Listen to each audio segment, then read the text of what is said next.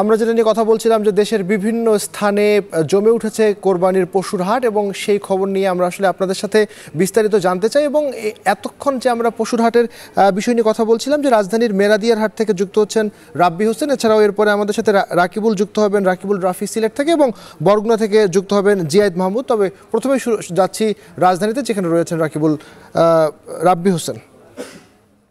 রাব্বি, নিশ্চয়ই আপনি শুনতে পাচ্ছেন, আপনি একটু জানাবেন যে পশু এই মুহূর্তে কেমন দামে বিক্রি হচ্ছে এবং দাম নিয়ে ক্রেতা বিক্রেতারা কি বলছেন।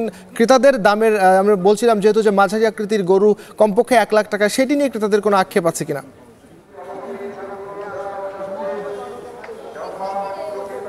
আবির, ইতিমধ্যেই কুরবানির যে পশুর হাট সেটি জমে উঠেছে, যেহেতু আর মাত্র একদিন সময় বাকি আছে, অর্থাৎ আজকের বাকি সময়টা আছে আর আগামীকালকের পুরো একটি দিন আছে, যার ফলে আজকে অনেকেই এই হাটে চলে এসেছেন পছন্দের পশু কুরবানির করার জন্য, সেটি কিনতে এসেছেন। আমরা দুপুরের পর থেকে দেখেছি যারা ক্রেতা আছেন তাদের চাপ কিন্তু অনেক বেশি আমরা লক্ষ্য করেছি। এবং আপনি যেটা বলছেন যে এখানে মাঝারি টাইপের যে গরুগুলো আছে, সেটি কিন্তু সবচেয়ে বেশি বিক্রি হচ্ছে, অর্থাৎ ছোট মাঝারি এই ধরনের টাইপের গরুগুলি বেশি বিক্রি হচ্ছে এবং একটা দর কষাকষির চিত্র কিন্তু আমরা দেখতে পেয়েছি। এবং বিক্রেতারা বলছেন যে, বা বিক্রেতাদের সঙ্গে আমরা কথা বলেছি, তারা বলছেন যে কিছু লাভের আশায় তারা কিন্তু এখন পর্যন্ত অনেক পশু আসলে তারা বিক্রি করেননি। তারা দেখছেন যে ক্রেতারা আসলে দাম দর করছেন, তারা একটু ভালো আশা করছেন যে দাম দর পাবেন, যেহেতু দেশের বিভিন্ন অঞ্চল থেকে এই রাজধানীর বিভিন্ন জায়গায় হাটগুলোতে তারা এই গরুগুলো নিয়ে এসেছেন। পাশাপাশি এখানে আমরা ক্রেতাদের সঙ্গে কথা বলেছি, তারা বলছেন যে সবচেয়ে বড় বিষয় থাকে যে যেহেতু কোরবানি স্রষ্টার আরাধ্য লাভের একটা বড় সুযোগ থাকে, যার ফলে তারা দাম দরের বিষয়টিকে তারা অত মূল্যায়ন করেননি। তারপরেও তারা আসলে দাম দর যেখানে তারা সামর্থ্যের মধ্যে থাকে বা সামর্থ্যের মধ্যে আছে সেই গরুগুলি তারা আসলে কিনে নিয়ে যাচ্ছেন। এবং সবচেয়ে বেশি আসলে পছন্দ নির্ভর বা কালার, রং, এগুলোর উপর নির্ভর করে কিন্তু অনেক ক্ষেত্রে দামটা আসলে ঠিক হয়, যার ফলে এখানে যারা ক্রেতা আছেন আমরা দেখছি যে প্রতি মিনিটে মিনিটে অসংখ্য গরু কিন্তু কিনে নিয়ে যাচ্ছেন। এবং আমরা সকাল থেকে এখানে এসেছি, যখন দেখেছি প্রায় কয়েকশো গরু এখান থেকে বিক্রি হয়েছে এখন পর্যন্ত। এবং এখানে যারা ইজারাদার আছেন বা যারা এখানে হাসিল নিয়ে থাকেন তাদের সঙ্গে আমরা কথা বলেছি, তারা আশা করছেন যে আজকে সারা দিন পুরোপুরি বেচা বিক্রি জমজমাট থাকবে। এবং অনেকেই এখানে যারা এসেছেন তারা আসলে একটা কথা বলছিলেন যে গরুর যে দামের বিষয়টি সবসময় যেটা আসলে উঠে আসে, যারা কৃষক আছেন, খামারি আছেন, তারা আসলে একটু বেশি দাম হাঁকাচ্ছেন বা হাঁকিয়ে থাকেন, তারা একটু বেশি দাম পেতে চান, কারণ বিভিন্ন এই যে গরুর যে গোখাদ্য সেটির পরিমাণের দামটা আসলে বেড়েছে, তারা যার ফলে কিছুটা আর্থিকভাবে যাতে সচ্ছলতা আসে, যার ফলে তারা দাম কিছুটা বেশি চাচ্ছেন। এবং ক্রেতা বিক্রেতাদের এই যে হাক ডাক বা এই যে দর কষাকষি, তার মাধ্যমেই জমে উঠেছে এই কুরবানির পশুর হাট। এবং আজকে এবং আগামীকালকে পুরোপুরি বেচা বিক্রি চলবে, তারপরে আসলে তাদের এই ঈদ উদযাপন করবেন। এই ছিল আমার কাছে কুরবানির পশুর হাট থেকে সর্বশেষ খবর। ধন্যবাদ। আমরা আসলে এতক্ষণ দেখছিলাম যে ঢাকার খবর, এবার আমরা ঢাকার বাইরে যেতে চাই। প্রথমে যুক্ত হতে চাই সিলেটে রয়েছেন রাফি। সিলেটের পশুর বাজারের কি খবর দেখছেন? দামদস্তু নিয়ে ক্রেতা বিক্রেতারা কি বলছেন এবং কোন পশুর আসলে জনপ্রিয়তা বা চাহিদা বেশি, এবং গত বছরের তুলনায় এবছর পশুর বিক্রি কেমন হলো বলবেন? আবির, আমি এক মুহূর্তে দাঁড়িয়ে আছি সিলেটের সর্ববৃহৎ পশুর হাট কাজীর বাজারে। এবং এখানে যে পরিস্থিতি আপনারা সকালে দেখেছেন যে যারা ক্রেতা রয়েছেন তাদের আনাগোনা বা ভিড় বা সমাগম কিছুটা কম, কিন্তু বেলা বাড়ার সাথে সাথে কিন্তু ক্রেতা সমাগম বাড়ছে।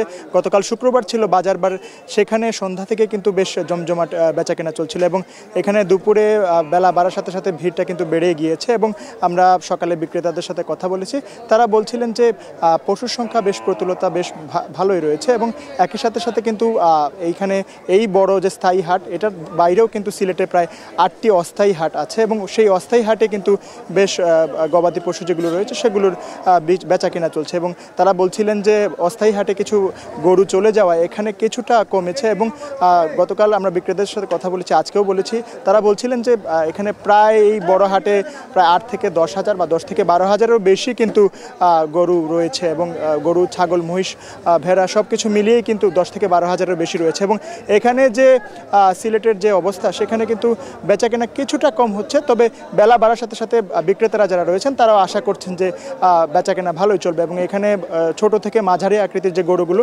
সেগুলোর দাম বা আস্কিং প্রাইস চাওয়া হচ্ছে প্রায় 90 থেকে 1 লাখের মতো। এবং গতবার যেটার দাম ছিল প্রায় 60 থেকে 65 হাজার বা 50-এর মধ্যেই তারা দর কষাকষি করে ক্রেতা বিক্রেতারা বিক্রি করতে পেরেছেন। তবে এই বছর এসে দেখা দেখা গিয়েছে যে প্রায় 20 থেকে 25% দাম কমে গেছে। এবং বিক্রেতাদের কাছে সেটা জানতে চেয়েছি, তারা বলেছেন যে গো খাদ্য যেটি রয়েছে সেখানে কিন্তু প্রায় 20 থেকে 30% খরচ বেড়ে যায়, যার কারণে একরকম বলা চলে যে তাদের কিছু লাভের আশায় তারা সেই পরিমাণ দামটা বাড়িয়ে রেখেছেন এবং বিক্রি করছেন। তবে ক্রেতাদের যেরকম কথা আমরা শুনেছি, তারা বলছেন যে সেই দামের যে বিষয়টি তারা তোয়াক্কা করছেন না। একরকম বড় গরু যেগুলো রয়েছে বা মাঝারি আকৃতির গরু রয়েছে সেগুলো কিন্তু তারা একরকম বলা চলে যে কিনতে পেরেছেন, এবং বড় যেগুলো রয়েছে, যেহেতু সিলেট প্রবাসী অধ্যুষিত এলাকা, প্রবাসীদের আনাগোনা কিছুটা কম দেখেছি আমরা, এবং বড় যে গরুগুলো সেগুলো অবিকৃত রয়েছে। তো মোটামুটি বলা চলে যে যখন ভিড় বাড়বে এবং একসাথেই কিন্তু সিলেটের স্থায়ী অস্থায়ী সবগুলোতেই কিন্তু মোটামুটি বেচা কেনা ভালো চলবে। তো এই ছিল আমার কাছে সিলেটের কোরবানির পশুর হাট থেকে সর্বশেষ খবরাখবর। আবির।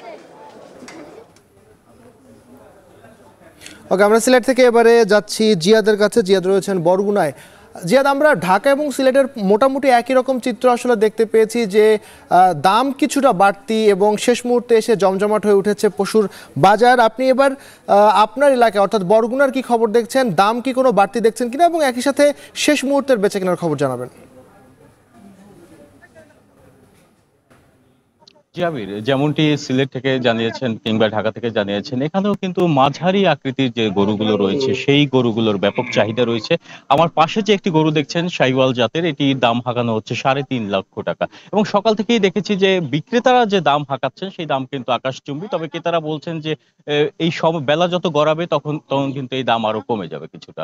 এদিকে আপনাকে আরেকটি বিষয় জানিয়ে রাখি, এখানকার যে ক্রেতাদের সমাগম দেখছি সকাল থেকে, তারা কিন্তু অনেক যাচাই বাছাই করার পর কিন্তু পছন্দের গরু সেটি কিনছেন, এবং কেনার পরে যখন সেটি নিয়ে যাচ্ছেন তখন কিন্তু বিক্রেতারা এতদিন লালন পালন করেছেন, তাদের যে আত্মার একটা বন্ধন তৈরি হয়েছে গৃহপালিত পশুর সাথে, যখন নিয়ে যাচ্ছেন তখন কিন্তু জলছল চোখে তারা তাকিয়ে আছেন। এবং এর থেকে কিন্তু কোরবানির ত্যাগের যে তাৎপর্য, সেই তাৎপর্যের একটা প্রতিচ্ছবি কোরবানির হাট থেকেই কিন্তু ফুটে উঠছে। এবং এখানকার যে স্থানীয় যে প্রাণী সম্পদ অধিদপ্তর রয়েছে, তারা আমাদের যে তথ্যটি দিয়েছে সেটি আপনাকে একটু জানিয়ে রাখি। বরগুনা জেলায় প্রায় 39,000-এর মতো কোরবানির পশু কিন্তু প্রস্তুত করা হয়েছে, যদিও চাহিদা রয়েছে 32,231টির, এবং 6,000 কিন্তু অতিরিক্ত পশু রয়েছে। এবং বরগুনার প্রায় 50টির মতো হাটে গরুর বেচাকেনা হচ্ছে। আজও কিন্তু 10টির মতো হাটে কিন্তু গরুর বেচাকেনা হচ্ছে। বরগুনায় সবচেয়ে দক্ষিণাঞ্চলে বড় হাট বসে বরগুনা আমতলীতে, যেখান থেকে কিন্তু পাইকাররা বিভিন্ন স্থান থেকে শুধুমাত্র কোরবানির পশু ক্রয় উদ্দেশ্যই না, ব্যবসা বাণিজ্য বা গরু লালন পালনের উদ্দেশ্যেও তারা কিন্তু এই মুহূর্তে গরু কিনে নিয়ে যাচ্ছেন। এবং এখানকার যে প্রশাসন রয়েছেন তারা বেশ তৎপর রয়েছেন। জাল টাকা যে প্রতিরোধ, জাল টাকা চিহ্নিতকরণে কিন্তু এখানে সেই জাল টাকার ডিভাইস স্থাপন করা হয়েছে, বুথ স্থাপন করা হয়েছে। এবং এখানকার যে ইজারাদাররা আছেন তারা আমাদের জানিয়েছেন যে কোনো অসাধু ব্যবসায়ী বা অসাধু বিক্রেতারা এখানে কোনো প্রতারণার না তৈরি করতে পারে, সেজন্য তারা কিন্তু কঠোর ব্যবস্থা নিয়েছেন। এবং আপনাকে আরেকটি বিষয় জানিয়ে রাখি যে আর মাত্র একটি দিন বাকি, প্রান্তিক যে মানুষগুলো রয়েছে, খেটে খাওয়া নিম্ন আয়ের মানুষগুলো রয়েছে, তারাও কিন্তু চেষ্টা করছেন সাধ্যের মধ্যে তাদের পছন্দের কোরবানির পশুটি ক্রয়ের। এবং যারা ব্যবসা বাণিজ্য করবেন বা এখানকার যারা উচ্চবিত্ত রয়েছেন তারাও তাদের পছন্দ মতো বা তারা বেশি প্রাধান্য দিচ্ছেন তাদের পরিবারে যে গরুটি পছন্দ করছেন, বিশেষ করে শিশুরা গরুর আকৃতি বা রং ভেদে যে গরুটি পছন্দ করছেন সেটিও তারা পছন্দ করছেন। এই ছিল বরগুনা থেকে আমার কাছে সবশেষ। ওয়ালটন ফ্রিজ কিনে অনেকের মতো আপনিও হয়ে যেতে পারেন মিলেনিয়াল।